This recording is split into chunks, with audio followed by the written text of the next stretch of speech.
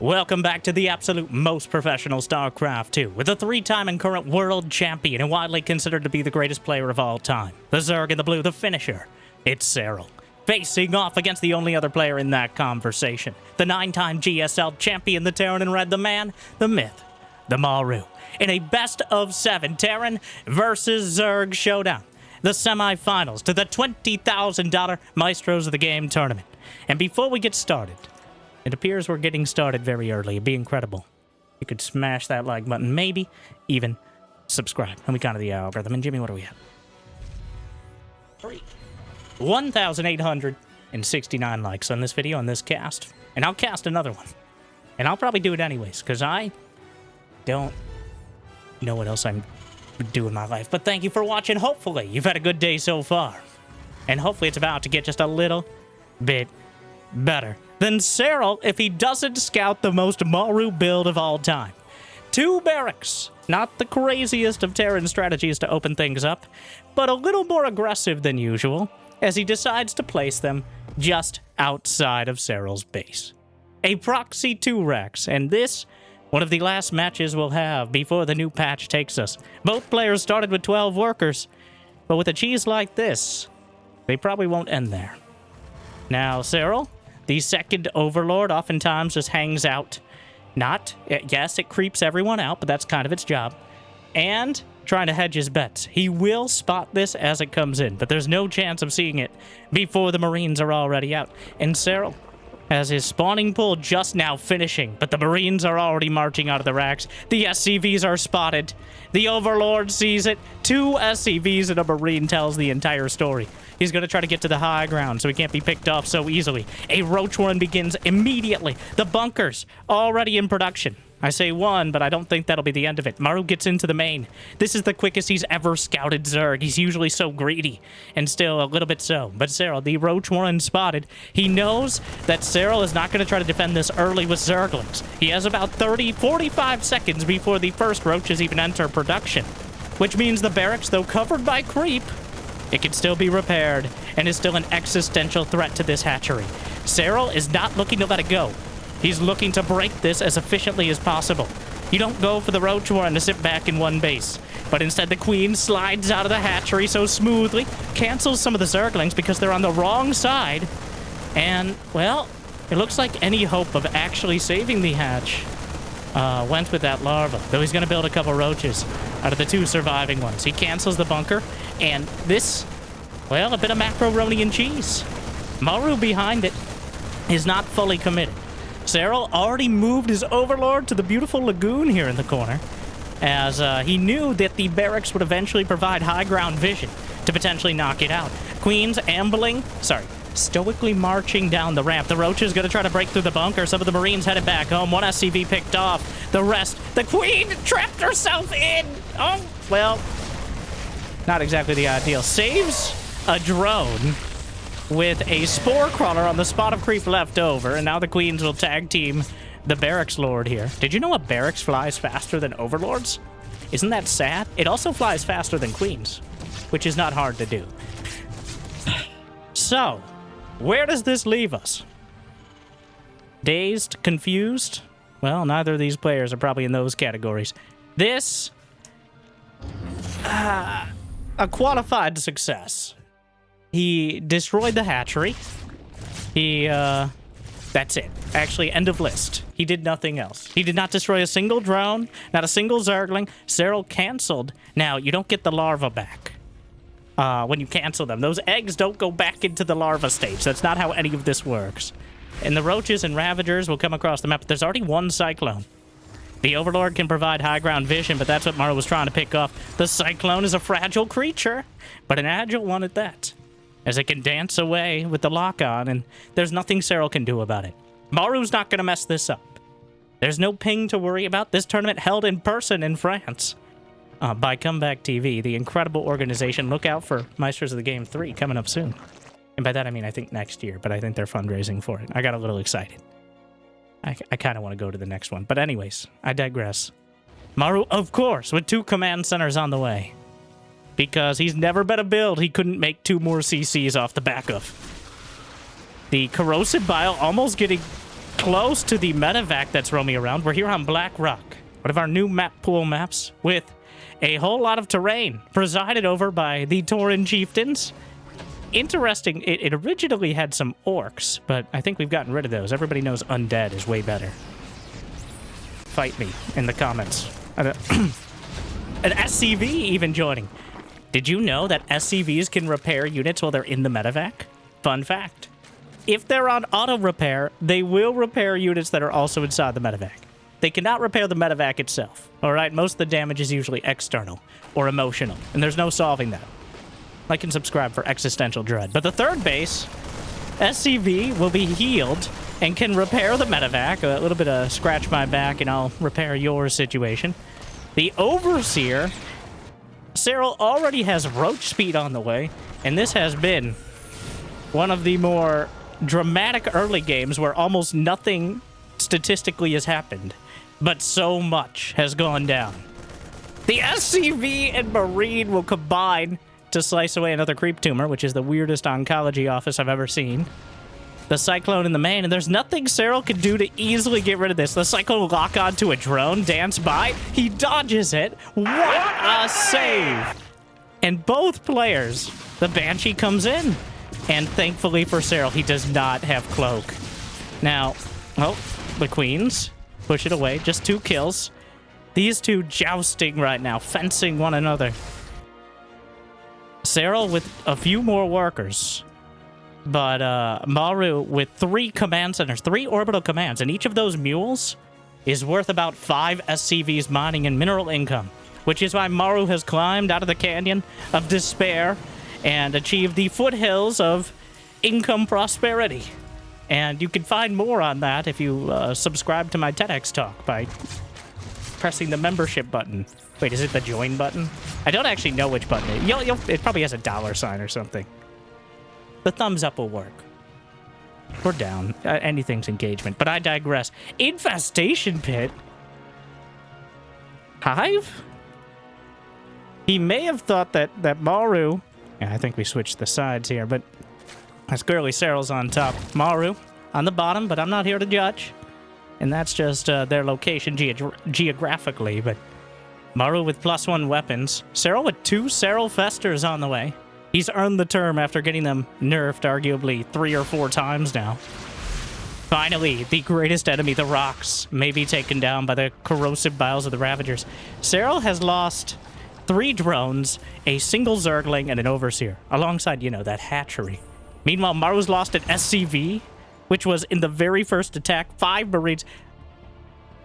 I can't stress, this is one of those things where you just can't look at the stat line and see what's gone down. This has been one of the most technical games up to this point that I've ever seen. The amount of micro, the amount they've done to save their own units, and again, the Cyclone. A few scratches away from being ripped apart. But instead, Serral, the Zerglings cannot fly. I don't know if you're allowed to do that. So that is very intentional. On this map, you can land siege tanks on the high ground. Or Cyclones, or I guess Zerglings, if you wanted to for some reason. I don't know why, but I'm not, again, not here to judge. So, despite all the back and forth, the brouhaha of the early game, both players will quite comfortably be making it to 3 and even 4 bases. And actually, Maru in a pretty solid spot economically. The only issue, of course, is the fact that Serral already has a hive done. He lost 3 more drones to the most annoying Cyclone drop of all time. Serral has a hive with adrenal glands on the way, while Maru is getting combat shield. He dodges some of the fungals. A few Marines just a little bit too slow and getting slurped up into the medevac, and this is unironically some of the highest level play I've ever seen. Like, this is all the little micro. I don't think we really get to see... Serral's micro is obviously great. He wouldn't be where he is, #1 by a large margin, without it. But I think this game has demonstrated more than so many games before it already how much he's doing all the time. Usually, you miss the trees for the forest. The dozens of Zerglings, the hundreds of Banes, the full map economy. But Serral is doing all of these things and more all the time, as is Maru. But Terran is a little more visible with their fancy pickup micro and their dodging. But Serral is constantly doing it, and it's paid off for him. And that's the reason he's even close economically, despite the hits earlier. He's got an Ultralisk Cavern completed. The counterattack is on point. He's going to deny the 4th base. Meanwhile, Maru's scrambling back to defend. And first Widowmine hit, really disproving my point for a moment there, but Serral has 69 drones. He knows that's the nicest number you could possibly have. And that leaves him with a very solid army supply. But it doesn't leave him with the sort of Zerg economy that you could just refill another wave like it's direct strike.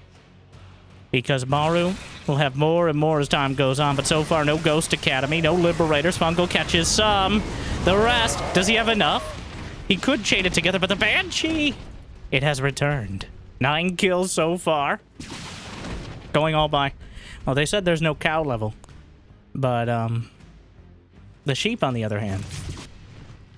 Meanwhile, the Ultralisks are on the field. The Zerglings are ready to intercept the landing of the Marines. There's a single Widowmine in the top left corner. And things are going to go from focused on 1 or 2 points of interest to the entire map pretty much simultaneously. Medevac knocked out of the sky. Widowmines get a parting shot. Medevac falls into the water. And both players now with... I gotta stress that Serral actually does not have a great economy. He's significantly below Maru's, especially. But if you just keep chewing up dozens of Marines... Let's see. What? You never see this. So Serral comes out significantly ahead. He's only lost a few dozen Zerglings. He docked out a Banshee, Widowmines. He's got quite an army trundling across the field, which includes a Queen, apparently. Meanwhile, Maru trying to match on the left side. Sprinting by, but there's no medevacs. This army is dead. The Dropper Lords are spotted. And Serral's winding up for potentially a huge attack into the main. And Maru sees that, he pulls back. He realizes that unless he has everything brought to bear, then Serral will be bearing down on him. The Liberators overhead. Corrosive Bile thrown up. Marauders, not quite in place for it. Does he have Concussive Shell? Yes, he does. But it doesn't work on the Ultras because they're massive units, which makes them immune. Still. Notably, has he built any Banelings? He's just now getting Baneling speed. So great minds think alike. And also mine. As Serral filling in the rest of his economy, he's up to 82 drones. I'm not going to say languished, even though I like the word, and I had to put it out there, but he sat on 69, 70 drones, quite literally, for 4 or 5 minutes, which a Zerg economy, usually you want 80 to 85 to leave you with enough. The Fungal holds them down, and the Ultras rip them apart. The Zerglings and Ravagers help too. All right, supporting credit. Microbial Shroud is on the way. One of the last times we'll see it researched, because the next patch they'll have it by default. This was actually played after the patch released, but they decided to play the tournament on the patch they played the rest of the tournament on, which I think is fair. So, Spire is on the way. The Overlords in position. The Dropper Lords, that is. Very obvious by their bulbous nature. But Maru very well aware. He hates builds that are well-rounded. He's much more edgy, like most Terrans. 2 more factories on the way. He's getting building armor. Mech armor as well. Level 3 is already on the way for the Medevacs and the Widowmines, but he catches the Medevacs. It looks like he's going to chain enough to knock him out. He's just going for it. And how many... Well, he still has enough, but he manages to boost over the top. Serral keeps catching so many of these units. He's got just battle groups of infestors on either side. You don't see this from Zerg. I can't stress how hard it is to manage multiple groups of both spellcasters and lings and ultras without losing track. But he's matching Maru on the field and outstripping him another huge fungal. And the Overseers dragging the Widowmines over the top. The friendly fire isn't. And Serral just runs over the field yet again. And Maru, without a single ghost to his name, is the one who spooked. 7 corruptors on the way. Maru still has a massive orbital commands. He's adding more Widow Mines as well. But the medevacs are in autumn colors. This all started with the Proxy Rex. And it's unsurprising it didn't end there. But there's the Ghost Academy finally. The main base with a vanguard of turrets as some celebrations at the back. The Liberators leapfrogging forward. Serral. A fungal to hold it down, but it's got to be a pretty careful engagement. But by the time the Liberators start to become a real threat on the field, he's got the Corruptors above it. Serral, fungal down the center. Ultra's helping out. Widow Mines, Corrosive Bile knocks out the medevacs, and well, the Corruptors certainly aren't going to hurt. At least not the Zerg. Eats a couple more Widow Mines, but on the Corruptors where it isn't too damaging. Maru is reproducing incredibly quickly. Serral more so, because that's Zerg's whole thing. And Ultra and 2 Ravagers survive on the ground. The Corruptors might be able to melt through the Planetary Fortress with Caustic Spray. Not gonna bother with it. Another Widow Mine connects. He turns it around. There's only a single Marine, which is not enough. Quite obviously. The Widow Mines will be cleaned up. And both players just... It's still by far anyone's game. Serral has technically more in the bank, but he doesn't have the gas. And just Zerglings and Queens will get you far, but usually that is about 10 minutes in. Past that point, you need gas. Otherwise, you suffer from severely diminishing returns. But both of them, Serral's mining 1,400 gas a minute. A Nidus network is on the way. Just one for now. The Dropper Lords are winding up. And here comes Serral. Oh, but the line of turrets just completely shut it down. Serral's going to refocus his efforts over to the right flank.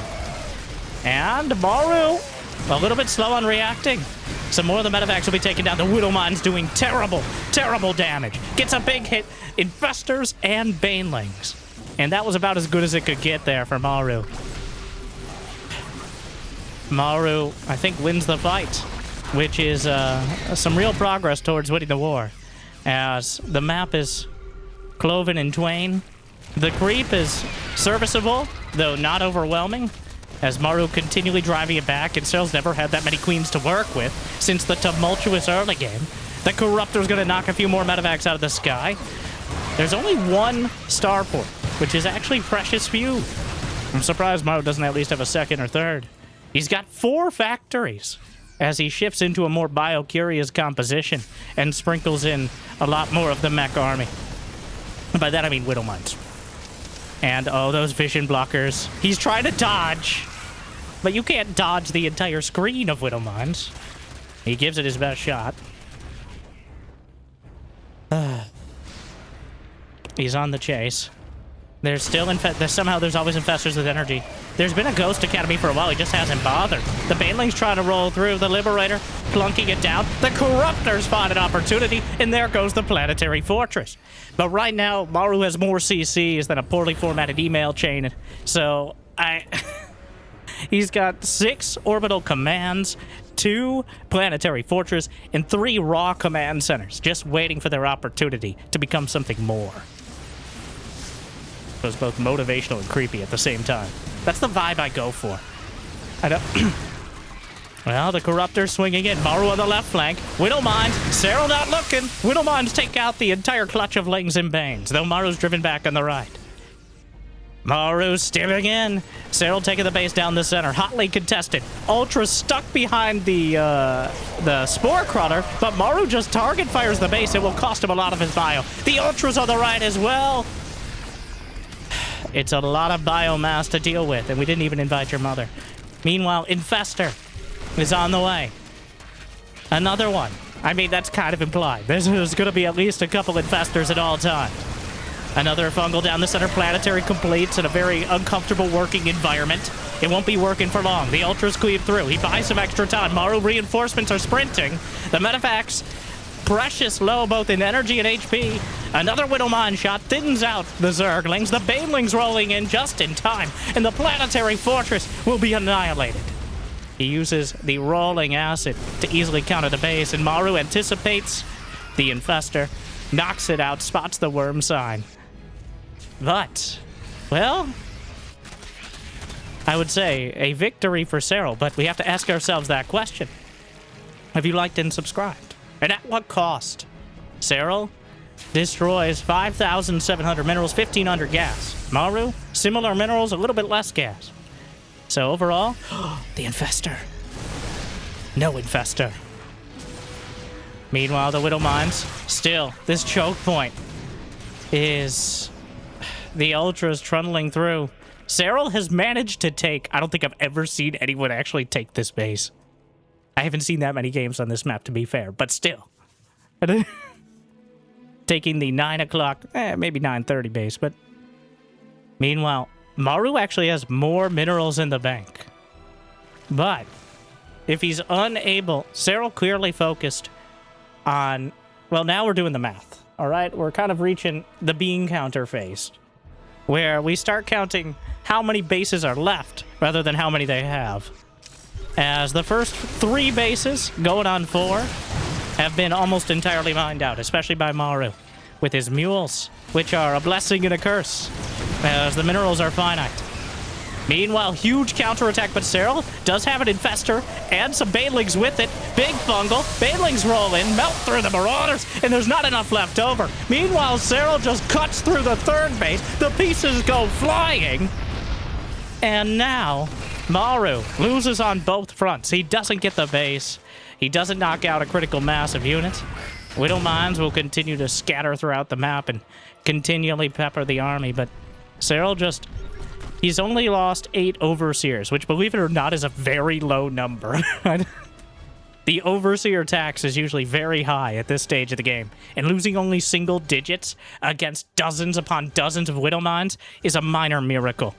But Serral, at least a bit of a demigod himself, so... The Zerglings running by, eating the Widow Mine hits, and, well, they can't stomach it. Planetary Fortress again. Maru has lost 4 command centers so far. Serral has lost 6 hatcheries, including that very first one. The Ultras just scrambling across the map. There's just not that much bio behind, barely any Liberators. And he's trying to cut his way through. Huge fungal, huger Widow Mine. It's a word. Meanwhile, Ultras on the left side, easily obliterated. On the right, caught between a rock and a hard place. And suddenly Maru turns the tides. A Widow Mine hits him on the way out. There's not enough energy for fungal. And the infestors, 1, 2, 3, tags them and bags them. And Maru takes a huge victory. The supply doesn't reflect it, but I think this will. Indeed it does. Serral loses 2,000 gas in seconds. Maru cutting down even more Zerglings. And Serral a little desperate to get damage done, because this is 2 bases for Maru to be mining from. And Serral cannot allow that. If Maru is able to mine these bases the majority of the time here, that is a disaster for Serral. He has now lost... only 3,000 more resources. That is disgusting. I've never seen anyone like this. But I mean, it's Serral.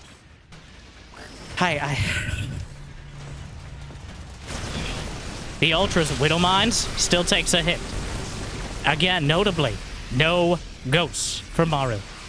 I don't think that's necessarily a mistake here. Ghosts are slow. Relative to... well, they can't use stim. This patch or the next one. But, oh, the infestor unburrows and dies. Can't even get a fungal out in time. A single marauder. They'll expect one of us in the ring. Oh, yikes. I don't... Fungal again! Oh, no! It's a disaster! And Maru, he crossed the demarcation line. And oh, no. That was Serral's territory. But then Serral crosses right back over, and it's Maru territory. And the lines might not be obvious, but they're clearly drawn. The creep is right there. The moment you step on it, it's Serral's battle to lose. And the moment you step off, it's Maru's to win. And yet again, fighting over the very edge. I've not seen a Terran versus Zerg so clearly split by the creep. In these two. Maru, we'll see if he finds a siege tank or something to put on the high ground. Still, nearly maxed out. Still, Serral within 4,000 resources lost. He's mined only 2,000 more minerals, but he's also mined 2,500 more gas. Again, if they're mining the exact same amount of bases over the course of the game, then obviously that doesn't matter in the long run. But it's quite a marathon we're doing here. And Serral comes in for another round. There's a few infestors behind, but they're burrowing through, which means they're taking their sweet time. And Ultra over to the left side. Banelings rolling through. The Planetary tying up some of the Zerglings. Maru not repairing. Corruptors getting in on the action. Ultras trying to figure out what to do with their lives. The Corruptors finish off the Planetary, but the Ultras are chased down, as are the Infestors. Tries to turn it around with the Fungal, succeeds, but reinforcements have arrived as Maru continues to stem through. And he's tearing through all the Ultralists on their own. He needs the Zerglings to mess with it. And again, the Widow Mines. A couple connect. He's on the corner. The Corruptors added back in. Serral's about to have 3-3 in the skies. He already has +3 attack and +3 carapace is on the way. More orbital commands. He has 7 of them. 1 of them in the air currently, but still enough to constantly scan. And that is so many Banelings. Rolling right through. The Planetary is vulnerable, and he just obliterates it. The Planetary's gone, but somehow the Siege Tank survives. He's gonna carve in. The Widow Mines, a threat, and the Infestors knocked out by some of the Marauders. Chases it down.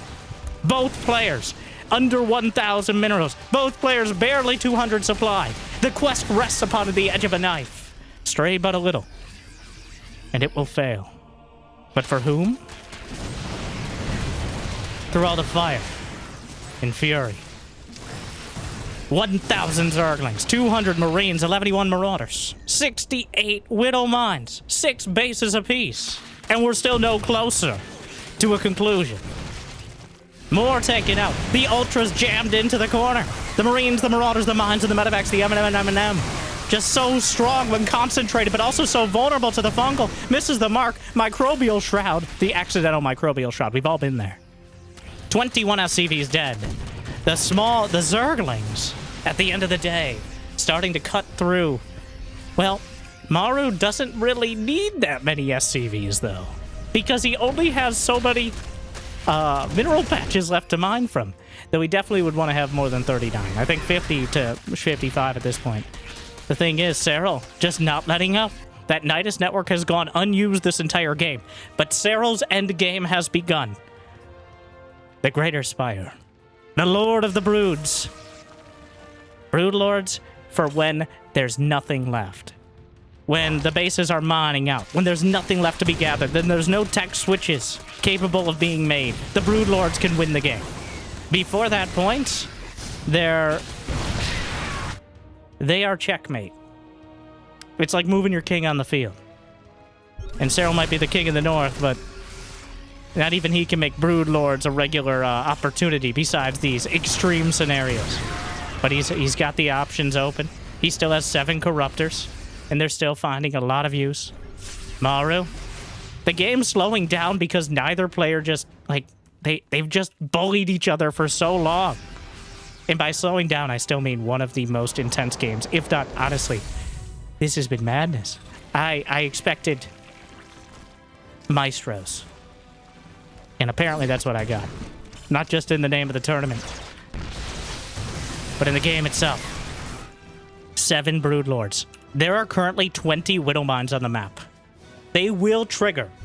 They're easily triggered, like most Terrans, on the nearest Zerg. But Broodlings are not a very valuable target. Siege tanks and Widow Mines just went from being one of the strongest opportunities to Maru's greatest enemy. Unless he loses Brood Lords to Widow Mines, which is a possibility, though a little sad if it happens. The Widow Mines will be triggered. The Siege tanks will be a liability. The Zerglings run by. Maru driven back. The full Tier 3. Ultras and Brood Lords. It started with Proxy racks, but it won't end there. As another command center lifts. Both players with a similar amount in the bank. The Marauder count is so damn high that the Ultras can't even venture off the creep. Finally, Ghosts and Vikings in production. The biomass, but from Maru, is so thick right now. But the Queen's holding it together. Getting caught out, though. Definitely off the hotkey. And he's going to lose another. But the transfuses are keeping the Brood Lords alive for long enough to chew through the Marauders. 11 SCVs dead. The Nidus network is remembered. He was biding his time. 11 more SCVs. Ultralists still just tanking Widow Mines. The Broodlords are slowly chewing through the minefield. The Ghost, he didn't notice the Nidus. There's so much going on. There's nothing in the Nidus because Serral probably didn't expect it to actually do anything. Meanwhile, moving forward, the endless siege, the Broodlords, uncontested, until the Ghosts finally lining up their shots. Fungal could still interrupt them, at least for a few more days, but he tries to come up the Fungals. There's no Corruptors! The anti-air is Queens and Infestors. He morphed every Corruptor. Oh no! The EMP! It washes over the Infestors. He gets a Microbial Shroud, but the Snipes don't care. They punch right through. Maru holds the front line. Ghost Micro back. The Marauder count is thinning as he used all the tech labs to build Ghosts, which are just not quite as good against the Mass Ultralisk until they line up those Snipes. The Vikings are taking absolutely forever to take out the Broods because they have no attack upgrades, and the Broodlings have +3 armor. But Maru has less SCVs than he started the game with. He's down to 9. He just dropped like 10 mules. He is on a stimulus check of life support right now. That's it. And if those mules die, he has no more income. He's dead in the water. Serral, the Broodlords did not win the game. But he still has... Well, he's taking the base that Maru desperately needs. The Nidus is still here, just unused. Serral, outside of this base, actually only has like 8 mineral patches left. We're in this odd scenario. Like, Maru has 117 army supply against 125. Serral is maxed out. He does need to trade some drones away. Maru with mules can stay, maybe not ahead in income, but he can rebuild.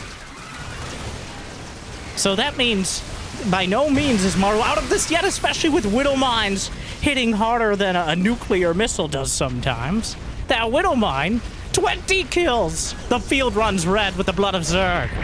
The Snipes will knock out the Corruptor, which is way more costly than a command center. Serral is long distance mining from the 3 o'clock base. He's going for both contested bases. He's trying to just take it here. The Serral Fester! The Fungal! He catches them, and he kills the front line. But the Ghosts on the back, the Banelings rolling through. It's not enough damage. And he can chase down the Infestors. There's a couple more. Another Fungal. He doesn't have that much energy for Snipes. Is it enough? Interrupts the last volley, but the Banelings don't stop him. Well, more SCV's dead. Maru is down to the amount he started with in 2010 when he started playing this game professionally. At the age of 13. If that made you feel old, how's the back pain? A scan spots that Serral's pretty much mined out this base. The gas geysers have run dry. Serral has mined 10,000 more minerals. He's mined 6,000 more gas. He's lost 1,200 Zerglings. 23 Ultras. Definitely more than 88 Banes. Those are just the ones that died before attacking. And Maru. He's given up winning.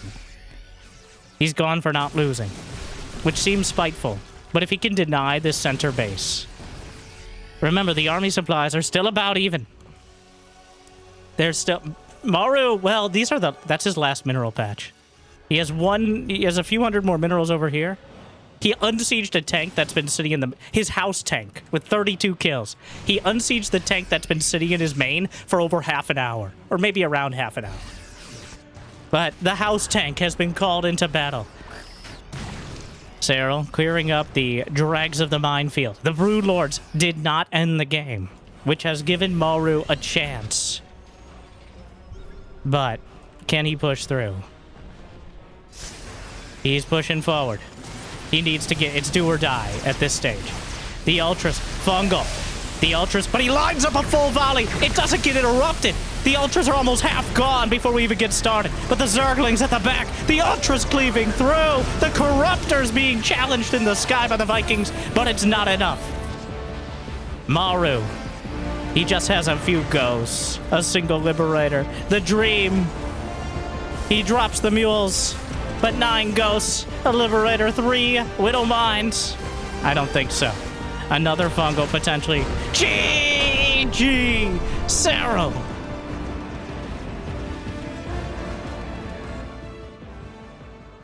in possibly the highest level game I've ever seen.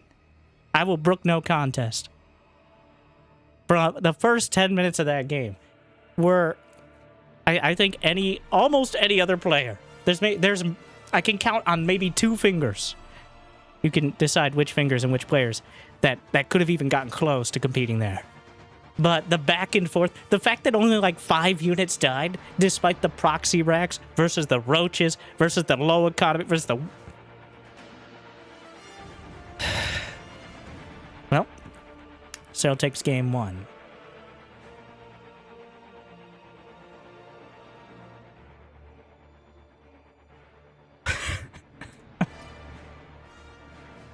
Strong start. Maru's so close. The Broodlords were just enough. They were just enough to break the siege line when he needed it most. It almost cost him. But it cost Maru more. Game 1 goes to the finisher. But it was by no means easy, and by no means quick. That was the most chock-full StarCraft 2.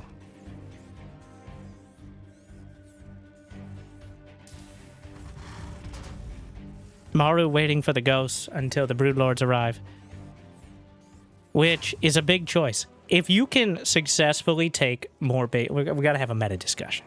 But if you can successfully take additional bases as Terran, ghosts are great at taking 1 base at a time.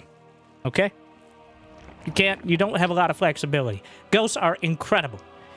Sitting behind your lines with liberators and choke points. But if you want to expand at anywhere near the rate a well-stocked Zerg can, going for ghosts is a liability. Maybe not at the mortal level, but at this level. And that's why Maru held off. At least that's my humble rationale. As the ghosts are expensive, they pretty much prevent you from making marauders because you require a tech lab on those barracks. And you don't have so many barracks, you can be doing both. And they kind of mess up your micro as well. They can't stim. They don't move at the same speed. They have to have a whole different suite of spells. And they've got very sweet spells. We all know that. They can also cast Gun, which is very effective as well. But...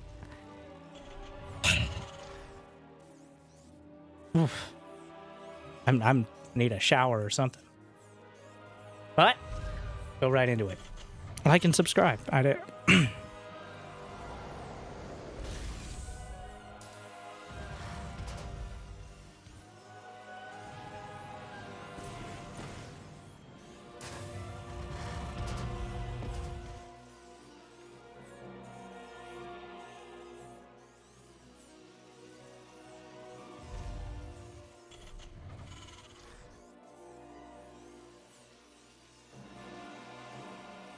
Reaper. Added across the map. Oh. A drone. Gets caught in the back corner, but he dodges into a spore crawler. Makes it impossible to target. Well, impossible to target and kill. Maru, 3rd command center, shamelessly just slapping it down on the outside. Because on this map, there is a pervert pillar, which Serral didn't even bother sending his overlord to. So most maps have what is lovingly called the pervert pillar for overlords to hang out, and other units, but mostly overlords, to hang out on, creeping everyone out. And yes, that is their job. But also, that is, since you're not going to get a Zergling in against a competent player, and overseers are a long way off, it's Zerg's way of scouting in the early game. Most maps have one kind of nearby the main base, so you can get an idea of what's coming out of the natural. And of course, if you have high ground vision, you can take them out. And also anti-air, obviously, but Marines will suffice. The Queen. Churlish and insubordinate. Chicanerous and deplorable. Yeah. Brenda, what are you even saying? He got what's coming to him. Who? The Reaper! Do you fear the Reaper? I don't fear the Reaper. Is that a trick question, Susan? I don't turn tricks like you, Brent. Sorry, I am blacked out for a moment. But the pervert pillar. Now, notice how Serral only sends one overlord out. Because otherwise it's kind of a liability. The rest of the overlords, he knows the map is dark and full of Terrans. But the overlords are for giving a little bit of extra warning on the Hellions. And if the Reaper survives, the Reaper with them. And maybe Banshees. Until you can get your creep spread out that far. It is pretty much your early warning system until the medevacs are out. And then the overlords usually pull back a bit or to the airspace. Occasionally, players will go for a Viking, but skipping Banshees is Terran. I'm a Banshee evangelist, all right? It's well known, well documented. I think not going Banshee the majority of the time is just a mistake outright. Because the Banshee gives you both scouting and potential damage and defense. It's like the Oracle in Protoss versus Zerg, which you'd have to cut off a Protoss's left arm before they went without building an Oracle first in Protoss versus Zerg, which would leave them still very capable of doing most of their builds, right? Double engineering bay. And then 2 more racks on the way. Maru knows the Overlord is there. It actually snuck... Wait. It did eventually get to the pervert pillar. Maru's so sneaky. I mean, Serral's so sneaky.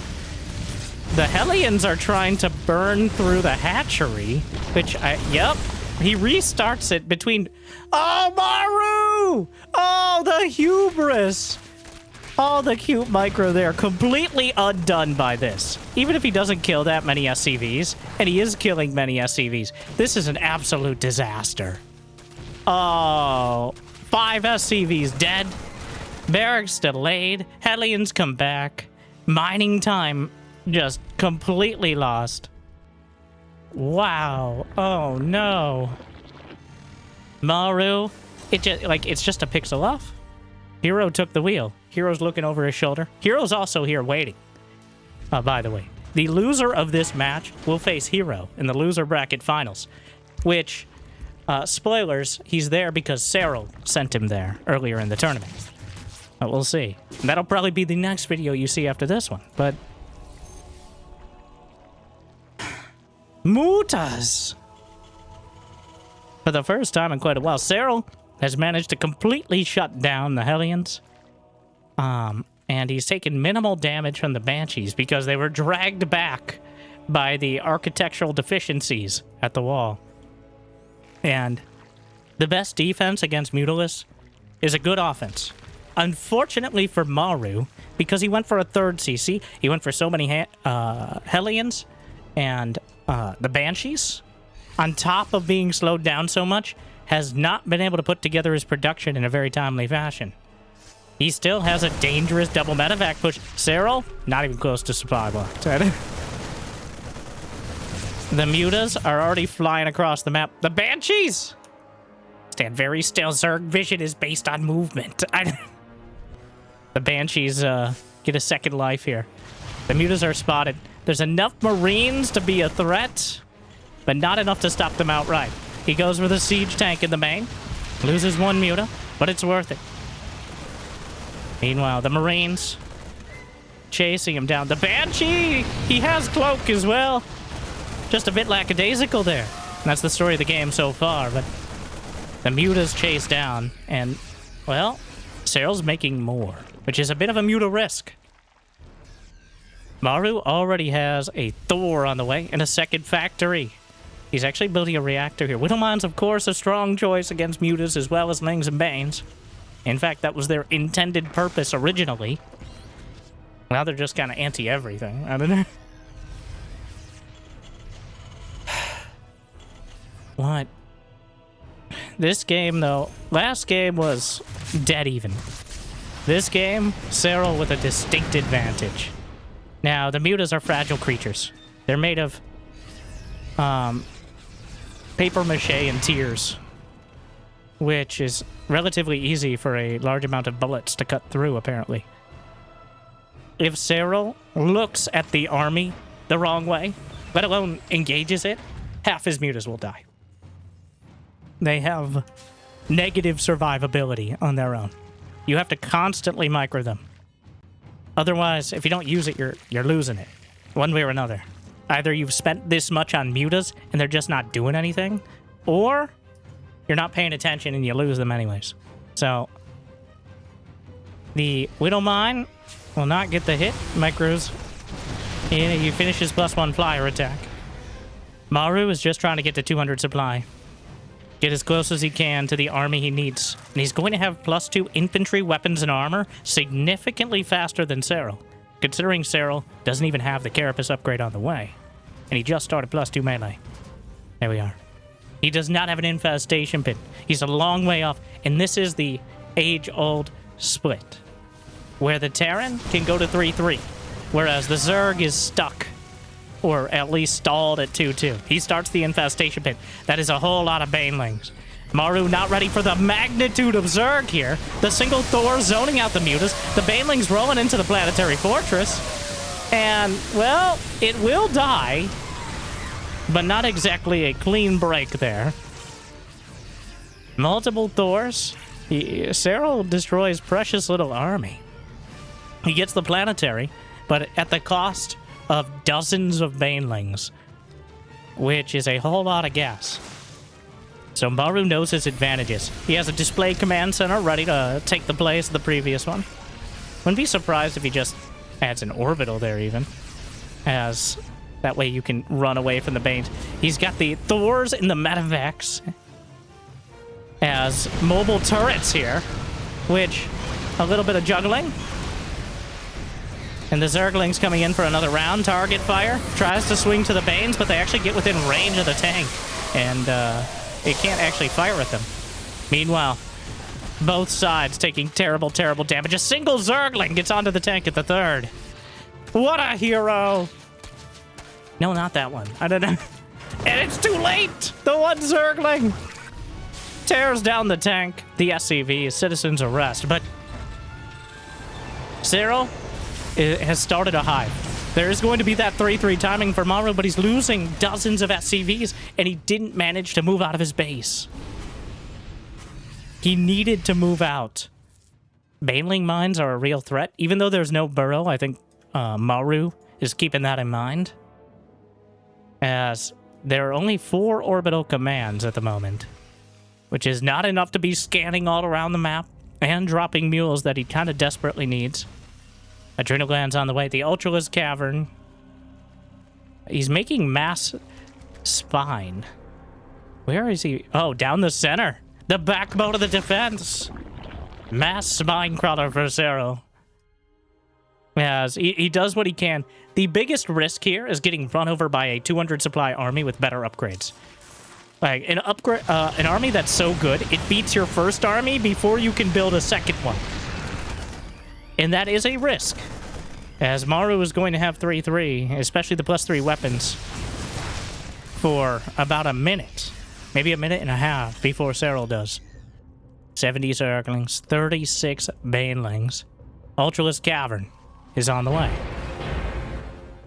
And Adrenal Glands alongside it. That 40% attack speed upgrade for Zerglings, the biggest single damage upgrade for Zerg in the game. Though, with some pretty diminishing returns against units with a lot of armor. But incredibly good in general. And easily forgotten because it doesn't have an obvious... Unless you're staring at your Zerglings attacking, which nobody's doing at this level. And Burrow's on the way.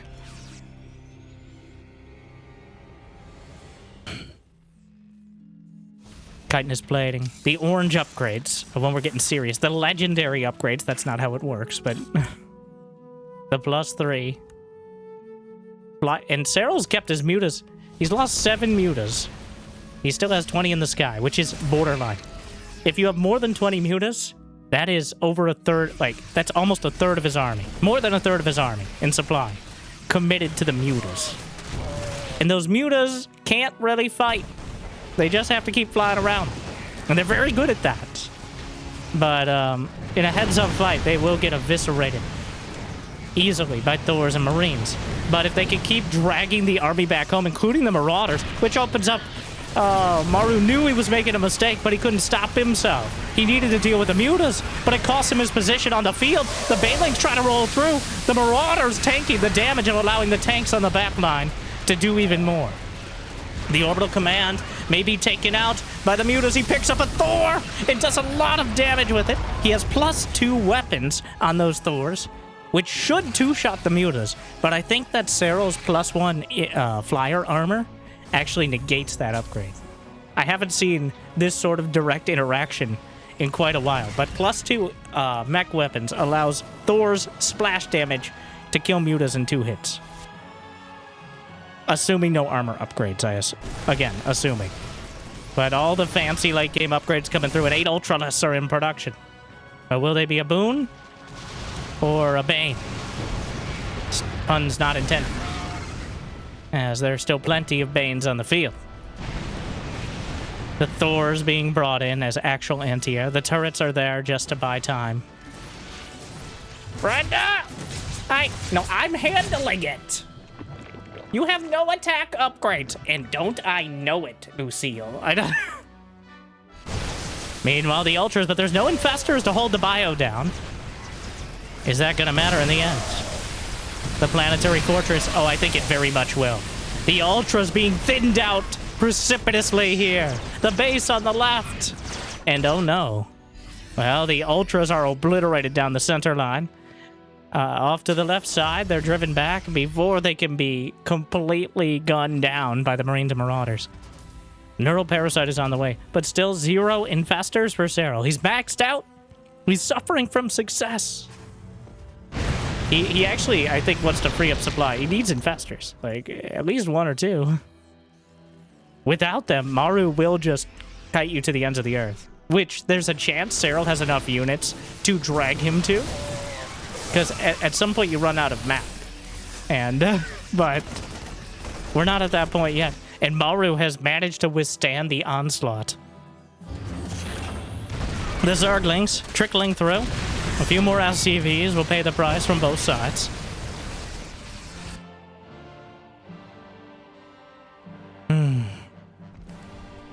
Serral has kept most of those mutas alive. He's down to 12, but they have +3 attack. He's sniping off siege tanks. He can easily contest. There's building armor for the missile turrets. The Ghost Academy is potentially vulnerable. Would be a pretty good target. The Ultraslings and Banes. And Maru! I don't think he caught a glimpse. Finally, it's coming in. The Widow Mine takes a chunk, but the Ultraslings and Banes are a much greater threat. The mutas on the missile turret. Micros away. Ultras chewing through. Orbitals will lift to give a better opportunity for the bio, but maybe regretting that decision. The Ultras go switch back. Thor caught in front, or standing in front. It might actually be a good counter here. Maru is surviving, but Serral has 8,000 minerals, 3,000 gas in the bank. He's saving up for next game almost at this point. His army on the field is less than what he has in the bank, and that's quite a good sign. He has both contested bases, and, well, they're not very contested now, are they? The Fusion Core is on the way for Maru, that extreme late-game option, and with a hint maybe of battlecruisers, but Serral already has +3/1 flyer. Battlecruisers ain't it. This is for Liberator range and Caduceus Reactor. Medevac energy regen. The Ultras and Banes. Serral actually coming down one angle. He's got a patrolling group of Lings and Banes. This is mostly so Widow Mines don't mess him up too hard. Finally, the mute has popped out of the sky by some snipes. And the Infestors.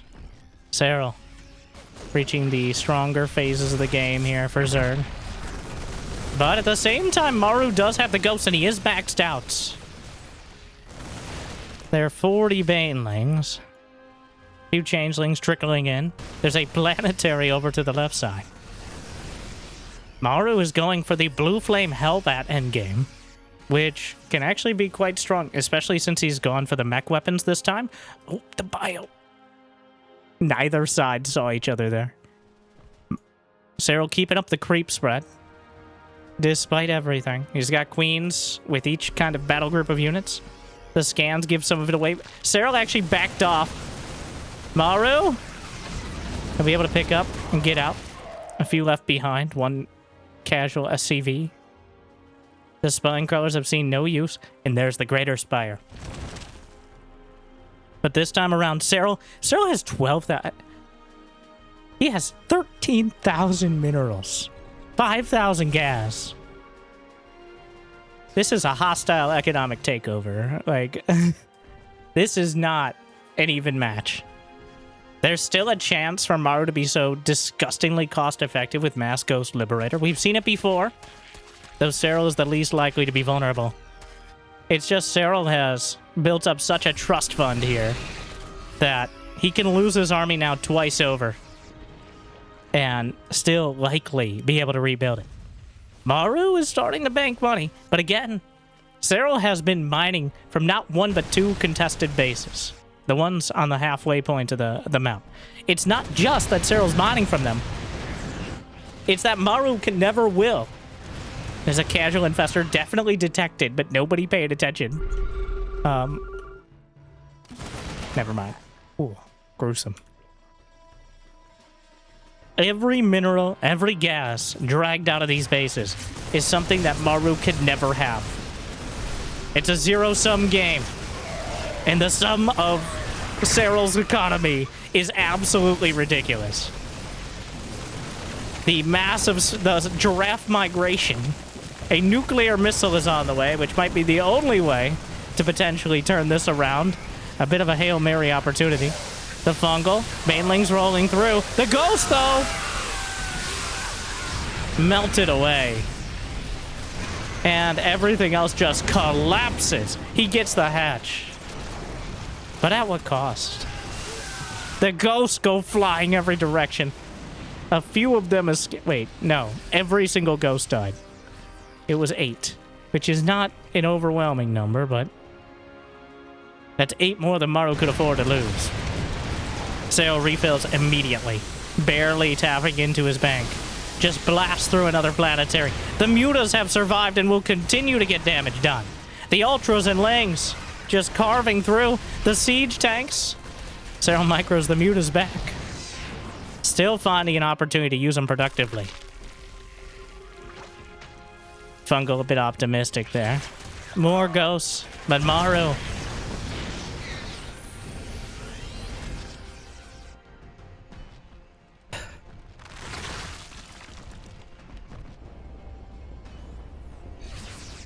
It's all over but the G's. If Serral did not crumble when Maru had money in the bank, he's not going to crumble when Maru's broke. He's all but broken. Serral's just waiting for him to make his next inevitable move. He's scanning for infestors underneath. He only has 6 orbital commands, which sounds like a lot, but you need 5 to have a constant scan, let alone mules existing. The infestor. But the Liberators are not sieged up here. Takes out the missile turret. Venn diagram of freedom. Microbial shroud to protect the attack. The ultras get sniped, but the banelings roll through. Maru holds. In the most technical sense of the term. The orbital command will survive, and Serral is actually beaten down here. A costly fight, but he can afford it. That was about as good as it was ever going to get. Maru doesn't lose a single ghost, only loses a couple tanks. No liberators. The Zerglings almost finish off the orbital. And Maru's gotta go. He's gotta do something. He knocks out the hatch again. More banelings around the corner. The Thor's getting repaired. There's Ultralisk on the backline. The Muta's still finding success. More banelings rolling through. Widowmine takes out another couple chunks. And Maru lives. More accurately, Maru is not dead. Yet. But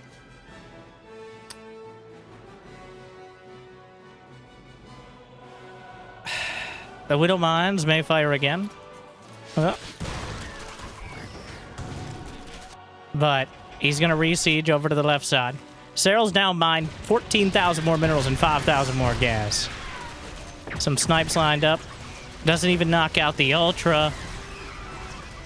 Another couple shots. Cleans out the base. Maru might get the left side, but he's going to lose over to the right.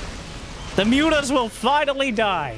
It took Serral almost over 15 minutes of Muta use to finally lose the last few of them. But only in time for the Corruptors to come out and the Broodlord finishing move to be laid down. If he needs it. It's unclear if that's the case. He actually has to pay the Overseer tax. He's lost so many, he's supply blocked under 200 supply. Has to rebuild.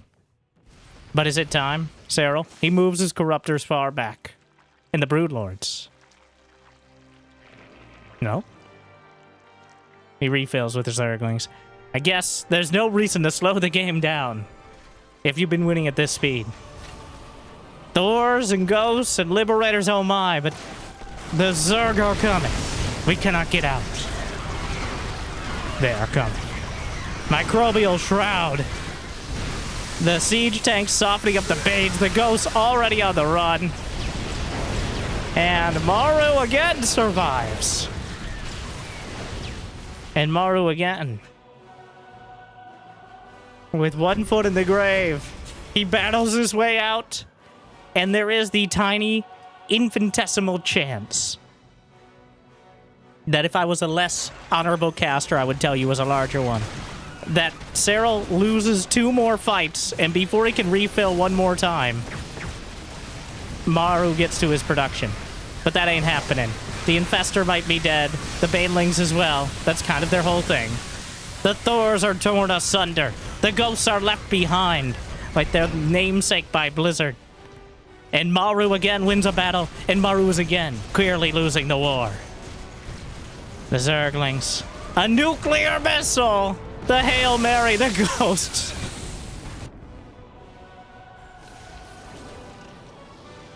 Serral is under 10k in the bank. A single mule valley carved out of the mountains of Serral's income. The Zerglings and Ultras come around for another pass. And is it finally the last one? There's nothing in the sky but Serral. There's nothing on the ground but Serral. There's nothing in the score line but Serral. As after 10 minutes of a death animation, Maru types 2 more Gs, and Serral takes 2 games in a row. I was running out of ways to say he's super dead, but he's not dead yet. And a lesser Zerg may have forced the issue, but Serral just is inevitable. Like the tide. It comes in, it goes out. You can't explain that. But you can explain. Serral is like, it's so coherent. Which is actually very odd to say when you watch players like Clem and Raynor, and even, especially Hero, but for different reasons. It sometimes feels like you need to slow it down just to keep up.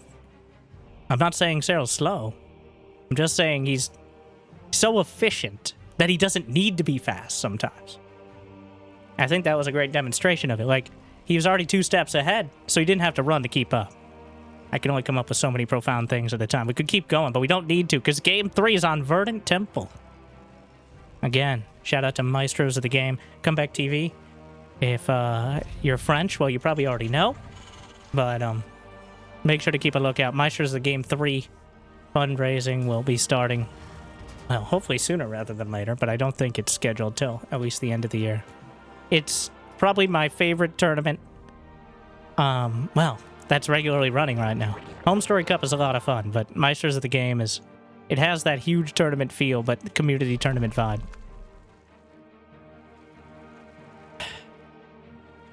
I'm looking forward to the rest of the playoffs as well.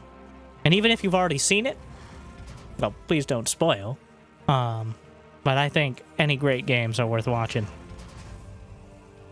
Hopefully, at least a couple times. So, Game 1 was the almost closest game you could ever have. The entire map pretty much mined out. The units lost nearly even. Serral just able to push it over the finish line, puns intended. Game 2 Maru got beat down in the early game, and he couldn't quite get back up for the rest of it. He did a whole lot of not dying. But if you don't get busy living, eventually you get busy dying. Like and subscribe for more motivational quotes. Brought to you by Banelings. What an interesting layout here. So this map has a worker-only path that we saw, I think, Rogue used to proxy hatch, which obviously Serral not partaking. Meanwhile, there's also Zerg rocks, which bleed out. So Zerg buildings get dehydrated off of creep. And after 8 minutes, they bleed out. Or like, just dry out on the field. Where are you going? A hidden base? In this economy? Clever girl. The Reaper cannot easily go over there.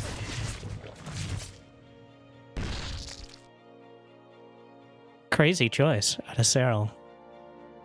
This map, definitely one of our most creative of the community map pool.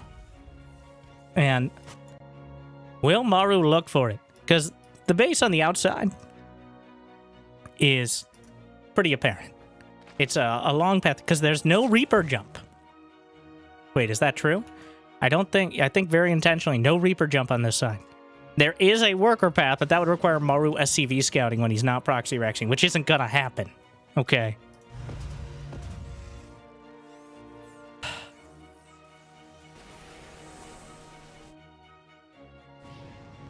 Meanwhile, Queen, slowly. Serral's trying to sell the idea that he wants to take a third, and Maru's making it all difficult. I don't know if Maru's buying. But moving the Queen out, poking away, like... Now, the Reaper is not going to get into the main. He's transferring drones through the employees-only path. Over the Zerg tentacles there, which I guess would probably feel loving and warm for the... Get off my... Well... Rude! I don't know. You kind of asked for it, Brenda. I knew you'd throw that in my face. Just like the Reaper did, eh? How... Sorry. There's... Well...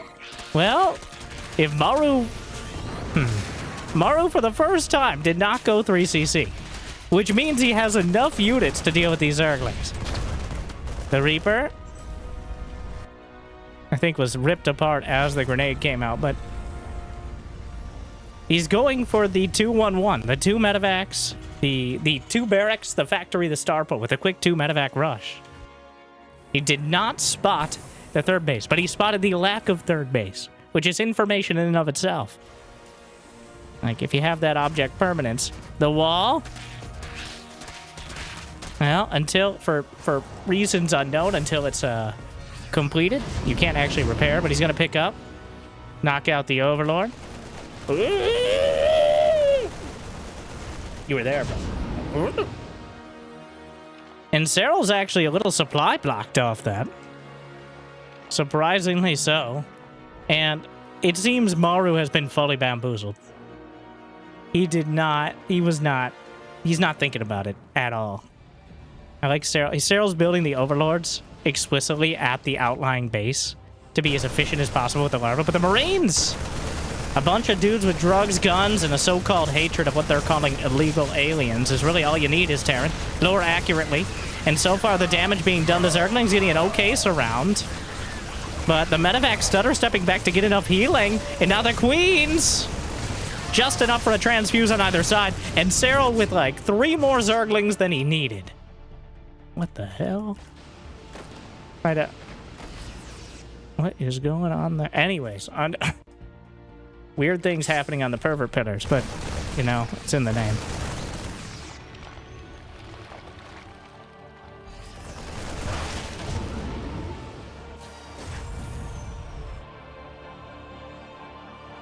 Serral, now, usually when you go for a hidden base like this, you do something crazy like Mutas or Nidus.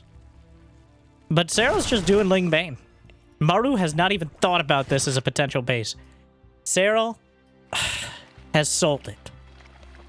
And Maru's buying with everything he has. He hasn't checked. Let's make no mistake. This has not entered into Maru's mind at all.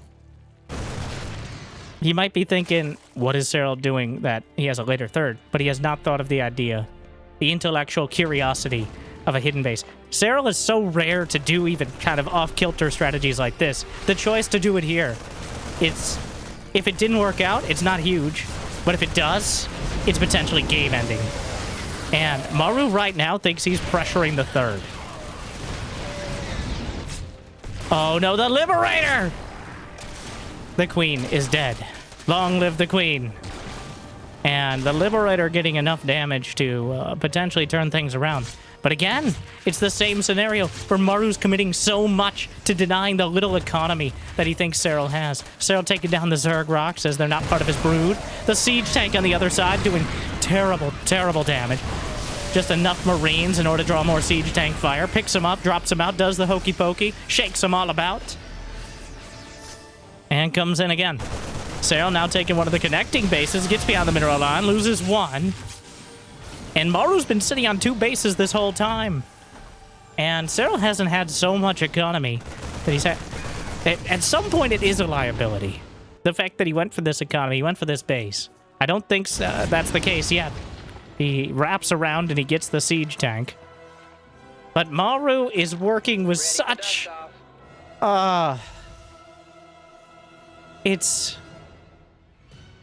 He's missed it entirely. It's already paid off. And then some. And at this point, it's just another base. And if Maru doesn't look closely, well, if he notices the mineral patches are mined out, he might realize. But now Serral, he has 85 Zerglings, 16 Banelings. And a couple medevacs are a mild inconvenience that he has to chase down. There's limited anti-air, but there's plenty of anti-ground, which means that anywhere those Marines step foot, they might get ripped they might get their feet ripped off. Yeah, there you go. That's what I was trying to say. For more feet, you can check out my Dronely fans on Patreon. Well, the Marines are literally stuck in the corner. But Serral has 1-1 going on +2 attack.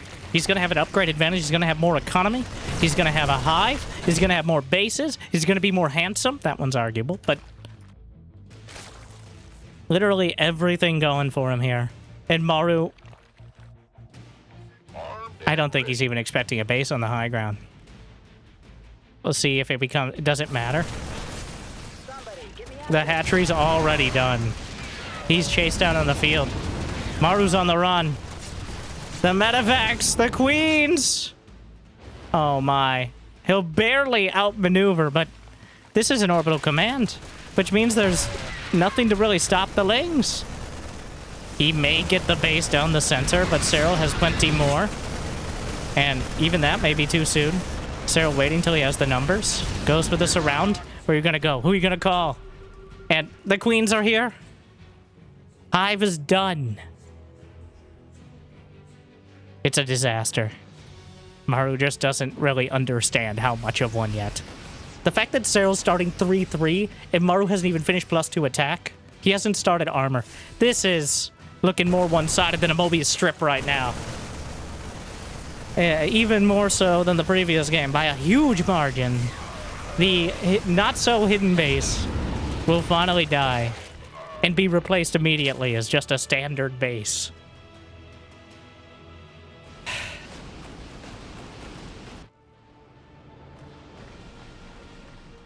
Viper.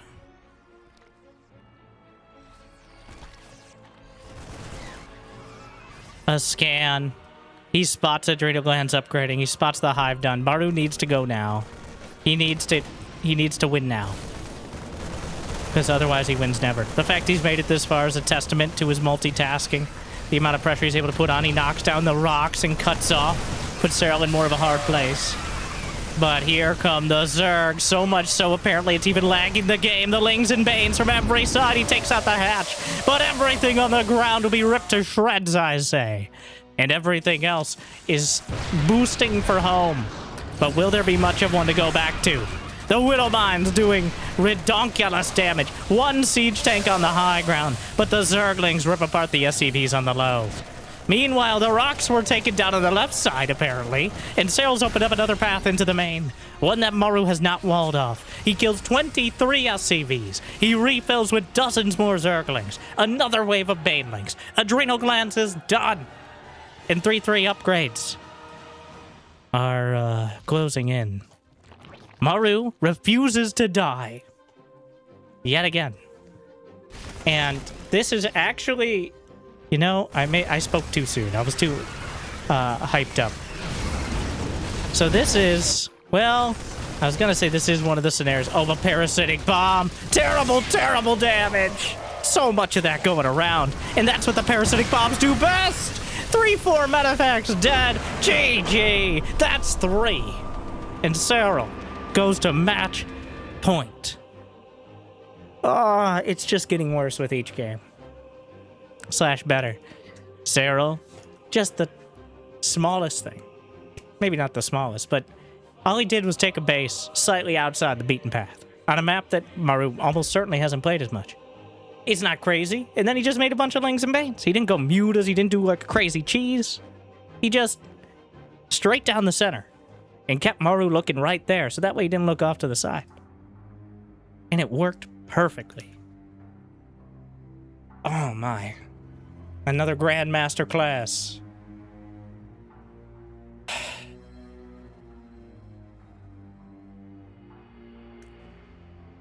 Well, all Maru has to do now is win 4 in a row.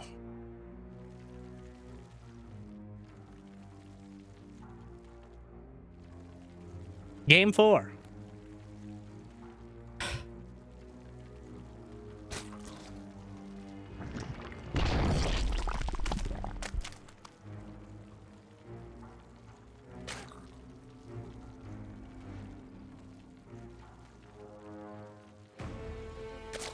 I like to keep my choking out of game.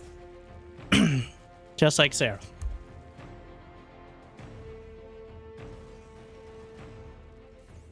Well, it looked like Maru could hang with him. But now it seems like Serral's just gonna hang him. It's just getting more decisive with each game. And I need to remind you that the game that was so incredibly close, and still probably the best game I've ever seen, it started with a Proxy Rex. That was the tool Maru used to get the leverage. And that's not a tool you can use. Well, Maru's definitely used it on a very regular basis, but why do you only have 2 in gas?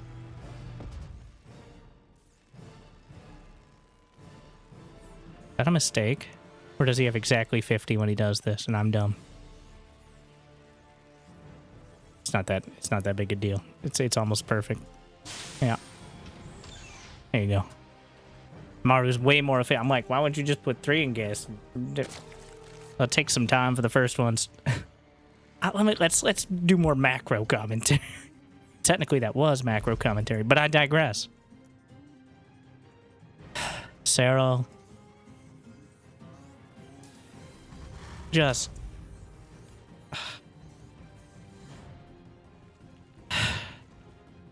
It's so inspiring watching Serral. But at the same time, as a Zerg player, I'm 1/3 Zerg myself.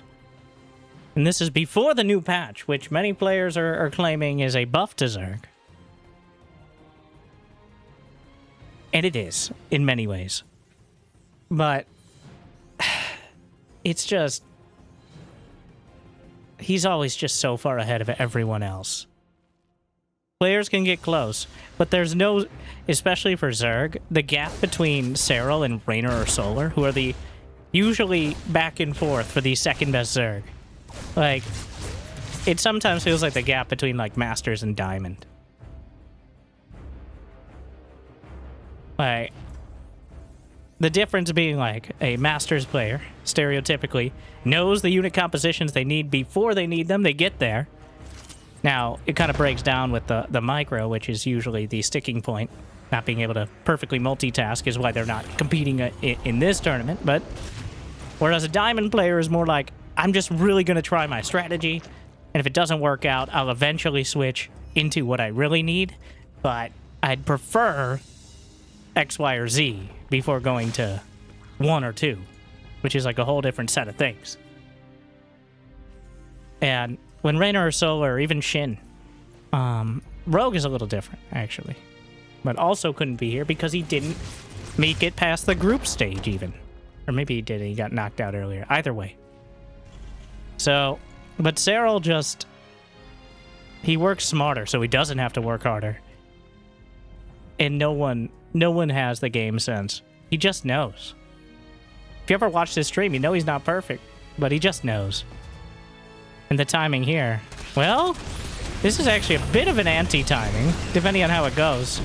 As the 3rd command center actually finishes, he will kill 3 SCVs. Maybe gets another one? 4? 5? Okay. But the fact that he lost all these lings, it's not great, not terrible. That was a big investment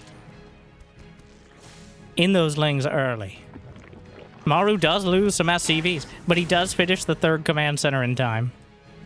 And now, well, the worker disparity is pretty dramatic. And Maru is not going Banshee, but instead is opting for the 3-2-1-1. Going for that double racks factory and the starport for medevacs behind. So, double engineering bay? Wait, no, that's an armory. He's gonna try Hellbats?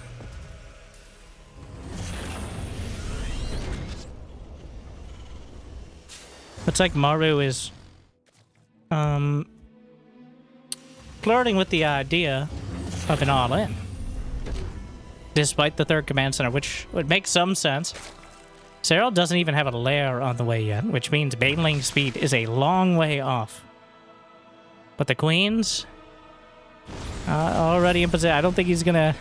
also that fateful wall off when the Hellions canceled the base on White Rabbit a couple games ago.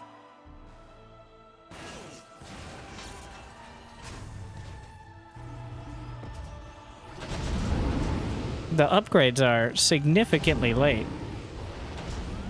Maru doesn't even start... it really feels like Maru has lost his edge here. He needs to start that +1 armor. Like, this has gone from the best game I've ever seen to...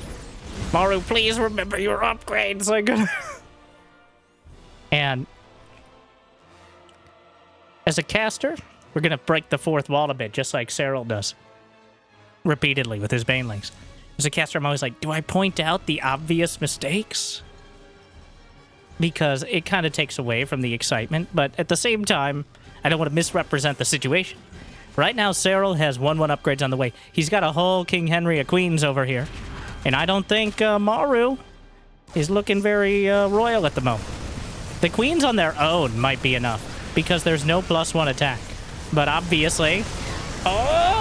and with the Zerglings involved? Well, Combat Shield finishes, but the biomass of Queens, the grenade, and, well... yeah, the armor, he had the resources, he just didn't start the upgrade. I think when he tried to start it, he didn't quite have the minerals, which is an odd scenario, but it happens. Oh, that's a nice little tank nook there. Baneling speed is the most obvious counter to this, and Serral did not have it. He's going to, sooner rather than later, and his upgrades are, again, going to be significantly faster, which means he doesn't need a huge economy advantage. And so, you've made it this far to game 4, which, well, I'm not optimistic that Maru's going to take 4 in a row, but who knows? It's possible. But I've been trying to be a little bit more educational is maybe not the right word, but give a bit more basic explanations, because I know a lot of people are coming back to the game. A lot of people maybe even checking it out for the first time in 10+ years. I don't think there are too many people who are finding StarCraft 2 for the first time, but thank you for being here, if so, and you made it this far. So either you're asleep, so wake up, or like and subscribe. And also, I do think the low APM challenge is still viable. Though we're going to wait to see how the new patch shakes out before considering making any more guides. But the point is, I'm trying to be a little more explanatory instead of just getting hyped up for Marines shooting at banelings. Though there's plenty of that as well. It's just some of the games have been so intense, I haven't had much time, it feels, to, like, dwell on the strategery because of the tactics at hand. Strategy more like when you get your upgrades, where you get your bases, what tech you go for. Tactics, how you move your medevacs, the flanks with the Lings and Banes, the timing of the counterattack. And there's a lot of both. But the tactics sometimes are more important than any other. Is Maru looking the other way? Oh no! He gets the Zergling in the nook. He tries to take down the whole supply depot conclave over here. Maru still has a huge amount of army supply. He's even on upgrades. There's a dream here. This push is incredibly dangerous because the upgrades are even in the army supply. You have to be careful. Those siege tanks. But the Zerglings get into the third. And the longer this keeps happening, the harder it will be. Like, the more Maru has to get done. 18 SCVs dead. Serral, he's got enough. He's +2 Carapace is about to complete. The Queen's getting out in front of everything, threatening the medevacs and tanking the damage and even killing some Marines. But he's waiting on his upgrades. He already got the +2 Carapace. He's just gonna collapse. And Maru is forced to pick up. The tanks abandoned. The Baneling staying in range of the siege tanks. The minimum distance to minimize losses. And Serral has another couple bases. His hive's on the way. Maru is keeping the pressure on. He's got a whole lot of Marines. And that's almost it besides the medevacs. A Hellbat mixed in there. A Reaper still somehow. But the reason this is making any progress at all is because Serral has a counterattack of Lings. And there's just the one tank. Maru has to come back. The SCVs, but the siege tank is doing plenty of damage. 14 more SCVs dead. Adrenal gland's on the way. And Serral is at 148 supply against 143. But he just seems to have 50 more at all times. Because Maru can't take a single step forward without feeling like he has to take 2 steps back. And Serral's... Part of the reason Serral doesn't have that high of a supply is he's diversifying. He's adding... Is that 2 Ultralisk Caverns? Okay, that's maybe a bit much, but I don't think he's going to go for both upgrades. The Zerglings come in. Who could have expected this for the 14th time? The Zerglings on the 4th base. Banelings crashing through. Planetary Fortress potentially vulnerable. More Marines. More Marines dead on the left. Marines dead on the right. 10 SCVs into the unit's lost tab. The Ultralisk Caverns will be completing. And through all the fire and fury, it appears Maru. He's in dire straits. There's no Ghost Academy. He hasn't started 3-3. Deja vu. We've just been in this place before.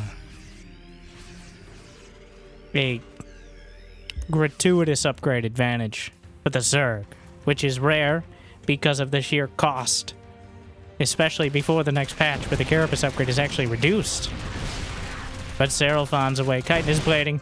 Need to use both. What a noob. I mean, the double Ultra Cavern plays. Oh, Serral. I 80% chance that was an accident. But it's only 200 gas. Like, it's not a big deal. And technically, you can get fully operational Ultras. The Ultra Speed and the Chitinous Blading for the extra armor. Maru is making do with what he has. It's just... It's the momentum of the game that's so important. Even if Maru has the army supply, he hasn't been able to keep the pressure on the map. I don't know if he realized... I think he knows the Zerglings are burrowed there, but he only has 3 orbital commands, so he can't just be scanned. It's kind of surprising he didn't build a turret if he knew the Zerglings were there, though. Baneling mines on the way. Serral, give it to me. Oh, he wanted it, but we didn't get it. It's time for busting. The Zerglings? Come on. Serral wanted it. He actually was looking directly at it, which is why I think he lost this hatch. Serral said before that Baneling mines are bait, mostly. Of the Zerg, by the way. Get over here! Get over here! No! Die! The Vipers! And the Bane mine just gets taken out, because of course it does. I don't know if he noticed it or if it didn't matter in the end, but... Both medevacs yanked out of the sky, destroyed with all hands. The queens get their revenge. For what? Just generally. For being wronged in the past. There's a set of destructible rocks down the center. Almost walks into it. Trying to choke this off. In Maru. And the Zerglings on Burrow will actually get a siege tank kill. And Maru has survived. He's going to get to 200 supply. He's going to have 3-3. But Serral is starting to bank. He's got the Vipers. He's got the Ultras. He may not have seen these rocks get taken down before. But there's a Spire on the way. The Liberators for now. Going to be very helpful. But not for long. Yanks him out of siege. Blinding Cloud. Can't abduct the tanks. At least on this patch. The Ultra's trundling through, and actually a horrible concave. Serral coming down the ramp. He's going to lose most of his units, but Maru's going to lose so many more. By the time you look back, look at the supply. It's back at 200. He burrows so many Banelings. He's styling on him a bit here. Serral back at 200 supply before the fight is even over. He burrowed some more Zerglings. Maru is bleeding out on the field. He's one game from getting cleanly swept. Maru, for many years, thought of as the only really competitor for the title of greatest StarCraft 2 player of all time. Some people might say Rogue. And I get that argument. They're wrong, but I get it. But Serral has undisputed. And again, solidifying his place. Here we go. The Lings and Banes drags out the mines. Maru shoots his own tank. He'll help Serral along. The Blinding Cloud, the Banelings, the Beepos, the Marines, the Gs. Serral 4, Maru nothing.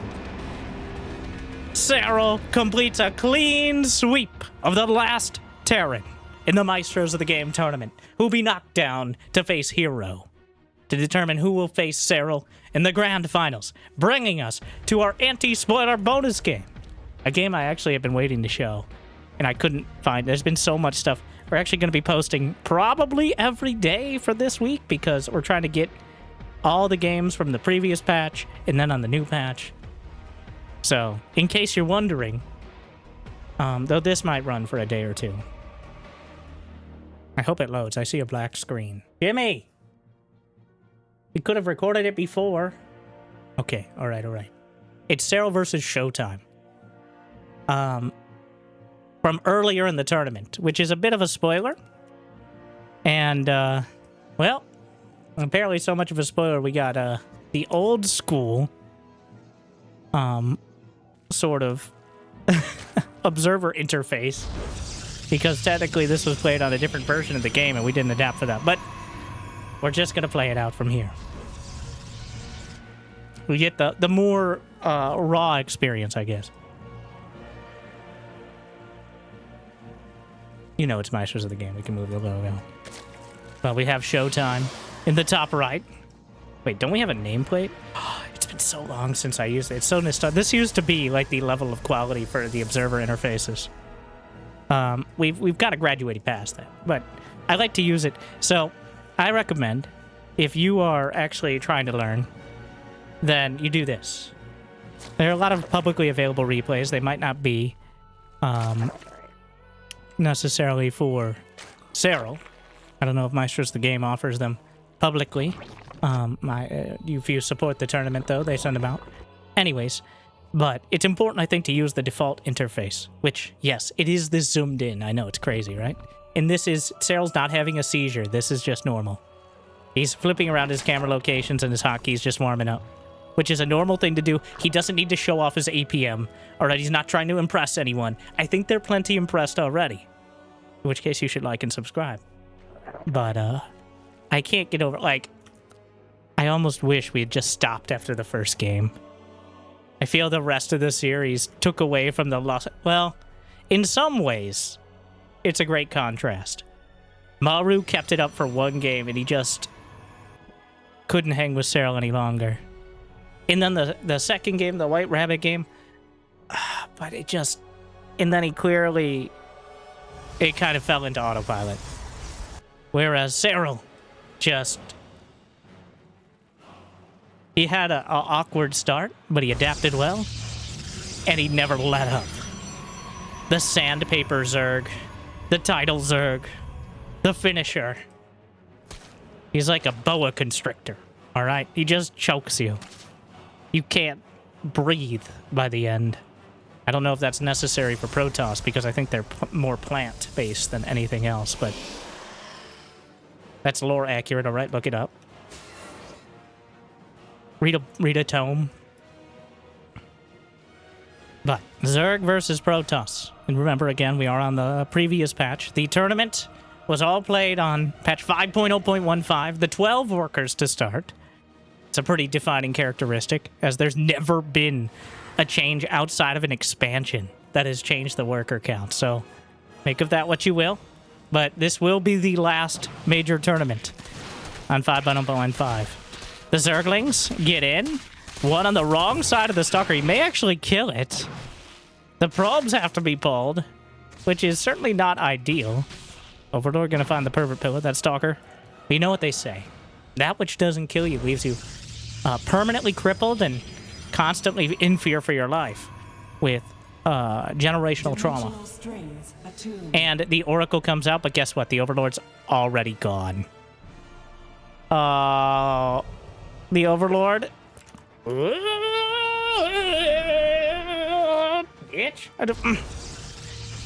It's gonna be close.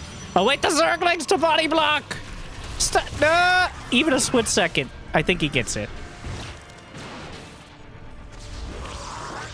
By that much. It actually supply blocked Serral. That's how confident he was. He just finished the hatch, so he got out of it. But it's so close. Yet so incredibly far. Serral at 40 workers, though adding more. It is kind of an awkward stage of the game where Zerg usually has less workers than the Protoss, because the Zerg workers become their buildings. So building spore crawlers, building gas geysers, building roach warrens, hatcheries. Meanwhile, Showtime is just potentially chrono boosting out probes. Leaves Serral with a less comprehensive economy. The Oracle comes in, takes critical damage, gets 2 kills, as the prophecy foretold. The Stalker! Revenge for the Overlord! And the Zerglings get into the main. And very importantly, will confirm the Twilight Council. This is information he would not have gotten if he didn't get through that Stalker. So, occasionally players will go for a second Stargate, or even a Robo. But seeing the Twilight Council, seeing the lack of production on the Stargate, has given Serral all the information he needs to know that it's not going to be a Tempest Rush. It's not going to be... Well, it's unlikely to be Glaives, because he saw both gases at the natural. He's already got most of the info. So Serral, still about even on workers, but knocks an Oracle out of the sky. A little shady bunch here. Gonna try to shade in and get some damage, but Serral's actually hiding the Zerglings. I don't know if he has enough. Well, gonna get a couple kills. Single Zergling, just a scout on the base. No gas here, but he does have full probes. The Roach one is done. And Serral, he does have a lair. And a Spire? Okay, I knew this was... I already knew it was going to be a Muta game. That's why we're showing it. But I didn't want to spoil it. I've spoiled it now. But... which is quite a Muta risk. As Showtime still has a very solid economy. He has Blink Stalkers on the way. But Stalkers don't really counter... Most ground units don't really counter Mutas for Protoss. They deflect them. They zone them out. But Phoenixes are the clear and... very incredibly strong counter, if they exist. But if Serral manages to get a double-digit mutas before Showtime, somewhat puns intended, gets wind of it, well, then he's left in a very awkward scenario. But 69 to 68 workers, still a very nice lead. No, that's not a huge lead. But he does have a 4th base he's mining from, which gives him a slight income advantage. Mostly, it's the fact that Serral has managed to get creep spread over half the map. He's getting a 5th hatchery. The Oracle gets into the main, but the Spire is well tucked into the natural. Showtime's going to be expecting Hydras. That is the normal response to crushing Blink Stalkers. So Storm is a good answer. And Storm is what he's building. But there are 14 Mutas in production. And in case you're wondering why they're called that, it's because that's Serral's endearing Finnish pronunciation of Mutas. Because English doesn't make any sense.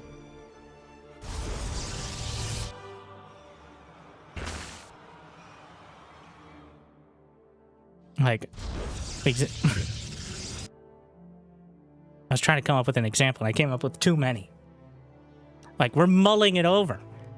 But unlike Mulan, I could have come up with a better one, but... Or mule. What does you mean? The only you I care about is the tubes. Like and subscribe. But the Mutas, zoned out.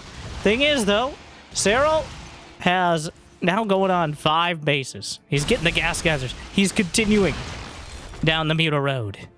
Or, well, flying down. It's an air road. It's a skyway. I like that one. That one's good.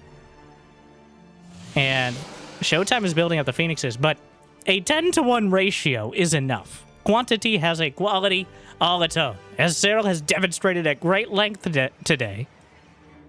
And Showtime, I don't think is giving this the respect it deserves. Usually with Mutas, you pick your number and then you tech switch, because eventually the Phoenixes are just too strong. They have more range, they can move faster, and they can attack while moving. So on paper, they are the hardest possible counter against a unit that can actually fight back. What is the no? No! Oh, the emotional He queued up a storm? Oh, wow.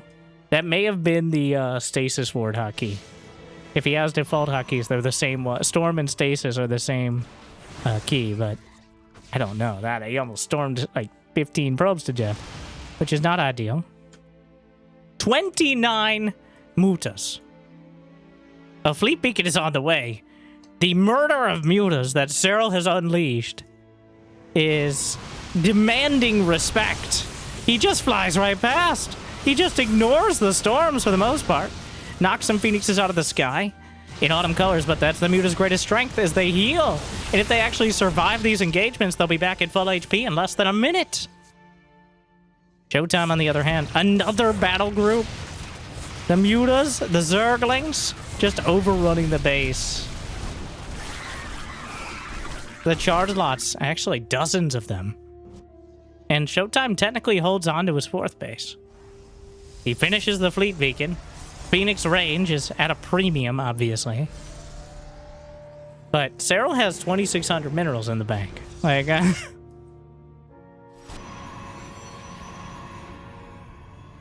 the Phoenixes? That is so many. He's got 34, and he's running out of real estate. There's only so far to run to, or fly to, rather. The Mutas, if you micro perfectly, are only marginally slower than the Phoenixes. He's stutter-stepping the Mutas, such as it is. He's expanded right there, and honestly, this feels like Serral trolling him a bit. There is the chance that he loses all the Mutas and has nothing else, storming his own Archons. But the magic box, the whole position to minimize the splash, Serral actually loses a lot of Mutas. The Phoenix is trying to make good on the damage already done, but he swings around and just whips another Phoenix out of the sky. He just doesn't have enough. He doesn't have the DPS on the Phoenixes. He's building so many Mutas. Showtime simply cannot keep up. And again, oh no. Another disaster. He can't get out of his base. Now you know how Maru feels. Wherever he looks, there's Mutas. This is the Showtime action cam. Ah, there's Mutas. Ah, Zerglings. More Mutas. They're everywhere. The Muta's just murdering probes. He's chrono boosting for what it's worth.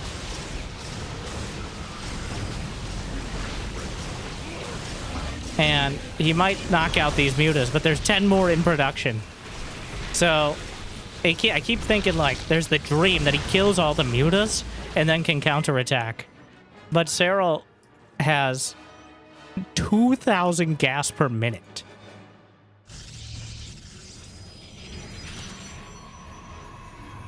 Okay. Well, that could completely tilt the world economy with that much gas, I don't... For reference, Showtime has 800. He's mining off of 6 base gas. This doesn't happen. This is not a realistic scenario. You should never prepare for this, but Serral is the only one who can handle it. The probs are being slaughtered. He still has over 50. The Phoenix count, he just can't... He can't get it up. And you know, it happens to the best and the rest of us. Depowers a Stargate, just casually knocks out another couple Phoenixes. The Zerglings are completely overrunning the field. He only has +2 melee attack, but, you know, that might be... He's finally building Corruptors. Oh yeah, those exist. Okay, so there's only 20 Zerglings, creating the slightly awkward scenario of the Stalkers actually being enough. And here is that... Well, Serral's still maxed out. This is... It looks like it's not close. It is not. They're not even in the same postal code right now. Like, he has to recall out. He's come to the wrong neighborhood. Unfortunately, that neighborhood extends to pretty much... GG! He just gone. He just taps out. And because of our vintage overlay, we don't even have the victory screen. But Serral, mutas are die trying. And he wasn't the one who died. 4-0 against Maru. Though I gotta keep coming back. That's making it to the Game of the Year. For those who don't know, I have a playlist of Games of the Year. It's not just a clickbait mechanism. I also put together the top 12 games of last year. If you want to watch them, I highly recommend if you could. From that list from last year. I couldn't narrow it down to 10. I had to make it 12.